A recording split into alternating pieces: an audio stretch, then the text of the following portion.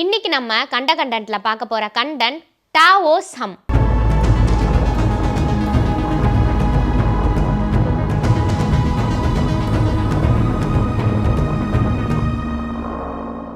New மெக்சிகோவில் Davos அப்படின்ற ஒரு நகரத்தில் ஒரு மர்மமான சவுண்டு ஒன்று கேட்டுகிட்டே இருக்குது. அதை பற்றி தான் இப்போ நம்ம பார்க்க போகிறோம். 1990 அங்கே ஒரு விஷயம் ஸ்ப்ரெட் ஆக ஆரம்பிச்சிருக்கு. அதாவது அங்கே இருக்க மக்களில் கொஞ்சம் பேருக்கு லோ ஃப்ரீக்வன்சியில் ஒரு சவுண்டு கேட்டுகிட்டே இருக்குது அப்படின்ற ஒரு விஷயம் தான் அது. நாட்கள் போக போக அந்த சவுண்டு நிறைய பேருக்கு கேட்கவும் ஆரம்பிச்சிருக்கு. அது மட்டும் இல்லாமல் வீட்டுக்குள்ளே இருந்தாலும் சரி, வெளியே இருந்தாலும் சரி, வேற எங்கே போனாலும் சரி, அந்த சவுண்டு தொடர்ந்து கேட்டுகிட்டே தான் இருந்திருக்கு. ஆனால் இன்னும் ஒரு சில மக்கள் என்ன சொல்கிறாங்க அப்படின்னா, எங்களுக்கு அவங்க சொல்கிற மாதிரி எந்த ஒரு சவுண்டும் கேட்கல அப்படின்னு சொல்கிறாங்க. நீங்களே இமேஜின் பண்ணி பாருங்கள், நம்ம பக்கத்தில் ஒருத்தவங்க உட்காந்துட்டு இருக்காங்க, அவங்களுக்கு எந்த சவுண்டுமே கேட்கல. ஆனால் நம்மளுக்கு தொடர்ந்து ஒரு சவுண்டு கண்டினியூஸாக கேட்டுகிட்டே இருக்குது அப்படின்னா எப்படி ஒரு ஃபீல் ஆகும்? அந்த மாதிரி தான் அந்த மக்கள் அங்கே ரொம்பவே கஷ்டப்பட்டுட்டு வந்துட்டு இருந்தாங்களாம். அது மட்டும் இல்லாமல் இந்த சவுண்டு எப்படி இருக்கும் அப்படின்ற ஒரு விஷயத்த அங்கே இருக்க மக்களும் விவரிக்கிறாங்க.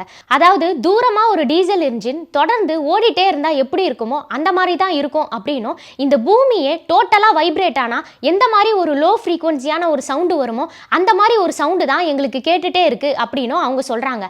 அது மட்டும் இல்லாமல் நைட் டைமில் கூட எங்களால் தூங்கவே முடியல.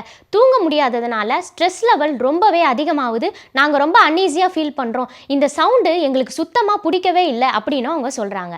இந்த சவுண்ட் கேட்குது அப்படின்னு சொல்கிற மக்கள் எல்லாருமே மிடில் ஏஜ் பீப்புள்ஸ் தான் அப்படின்ற ஒரு விஷயம் நமக்கு கிடைச்ச கூடுதல் தகவல். இந்த மக்கள் ரொம்பவே கஷ்டப்படுறதுனால 1993 யூனிவர்சிட்டி ஆஃப் நியூ மெக்சிகோ ஒரு ரிசர்ச் குரூப்பை அந்த இடத்துக்கு அனுப்புகிறாங்க. எங்கேருந்து சவுண்ட் வருது அப்படின்னு நீங்கள் கண்டுபிடிங்க அப்படின்னு அவங்க கிட்ட சொல்லி அனுப்புகிறாங்க. அவங்களும் டே அண்ட் நைட்டாக நிறைய இன்ஸ்ட்ருமெண்ட்லாம் வச்சு சவுண்டு எங்கேருந்து வருது அப்படின்னு கண்டுபிடிக்க ட்ரை பண்ணுறாங்க. ஆனால் கடைசி வரைக்கும் அந்த சவுண்டு எங்கேருந்து வருது அப்படின்ற ஒரு விஷயத்தை அவங்களால கண்டே பிடிக்க முடியலையா. நியூ மெக்சிகோல மட்டும் இல்லாம கனடா, ஆஸ்திரேலியா, நியூசிலாந்து போன்ற நாடுகள்லயும் இந்த மாதிரி ஒரு இடத்துல ஒரு சவுண்டு கேட்கறதா சொல்றாங்க. அதே மாதிரி ஒரு செட் ஆஃப் பீப்புள்ஸ்க்கு மட்டும் தான் இந்த சவுண்டு கேட்கறதாகவும், மெக்சிகோல சொன்ன மாதிரி லோ ஃப்ரீக்வன்சில தான் எங்களுக்கு இந்த சவுண்டு கேட்குது அப்படின்ற ஒரு விஷயத்தையும் அவங்க முன்வைக்கிறாங்க. பல வருடங்களா ரிசர்ச் பண்ணி அந்த சவுண்டு எங்க இருந்து வருது அப்படின்ற ஒரு விஷயத்தை கண்டே பிடிக்க முடியல.